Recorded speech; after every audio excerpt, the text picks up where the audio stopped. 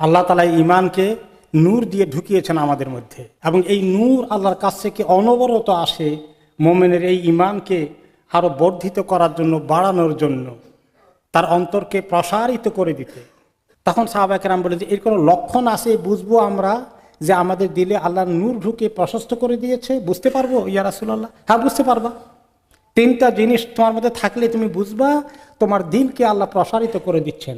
একটা হলো যে দুনিয়া যেটা আমাদেরকে ধোঁকাবাজ, বড় ধোঁকাবাজ, এই দিকে তার বেশি মন নাই, আগ্রহ এত বেশি না, দুনিয়াদার খুব বেশি হবে না, সে দুনিয়ার লোভে শুধু চলতে থাকবে না অন্ধের মতো, এক নম্বর। দুই নম্বর হচ্ছে সে সব সময় চিন্তা করবে যে আমার আখিরাতে যে জান্নাত আল্লাহ তৈরি করে রেখেছেন এত নিয়ামত দিয়ে, কিভাবে যেতে পারে, এইটা তার মাথায় বেশি কাজ করবে।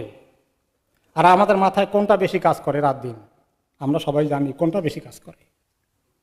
মুমিনের মাথায় শুধু জান্নাতের চিন্তা বেশি কাজ করবে। নূরওয়ালার মানুষের এই হলো পরিচয়। আর যার নূর কম, তার অবস্থা হলো জান্নাতেটা আসে মাঝে মধ্যে এত কম, দুনিয়াটাই শুধু পাশে পাশে ঘুরঘুর ঘুরঘুর করে।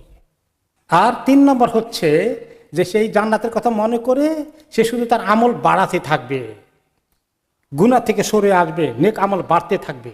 এই তিনটা লক্ষণ হলো তার অন্তরে আল্লাহ নূর দিয়েছেন, অন্তরকে প্রসারিত করে দিয়েছেন। মুমিন যখন কোনো গুনাহ করে তার অন্তরের মধ্যে কালো দাগ পড়ে যায়, কালো একটা ডট পড়ে যায়। আর যদি সে তওবা করে, আল্লাহর কাছে অনুতপ্ত হয়, গুনাহ ছেড়ে দেয়, মাফ চায়, তাহলে আল্লাহ তাআলা ঘষে ওটাকে আবার ঠিক করে দেন, কালো দাগ চলে যায়। কিন্তু যে ব্যক্তি গুনাহ করতেই থাকে, তওবা করে না, দিনের কাজের দিকে আসে না, নেকের দিকে আসে না, তাহলে তার এই প্রত্যেকটি গুনাহ তার দিলের মধ্যে কালো দাগ পড়তে পড়তে পড়তে পড়তে পুরো অন্তরটা, পুরো দিলটা কালো আবরণ দ্বারা আচ্ছাদিত হয়ে যায়। তখন তার জন্য আর আল্লাহর পক্ষ থেকে হেদায়েত পাওয়া, নূর ঢুকার রাস্তা সব বন্ধ হয়ে গেল।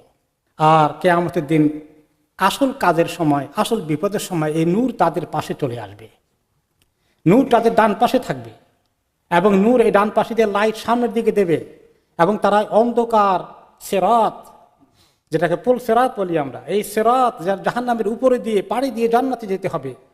কোনো লাইট থাকবে না, প্রত্যেক ব্যক্তির আমল হবে তার লাইট, তার বাতি, তার নূর বড় হয়ে তার সামনে এসে তাকে লাইট দেখাবে, ডান দিক থেকে সামনের দিকে ফোকাস করবে, আর সেই লাইট দেখে দেখে সে এই রাস্তা পাড়ি দিয়ে জান্নাতে চলে যাবে।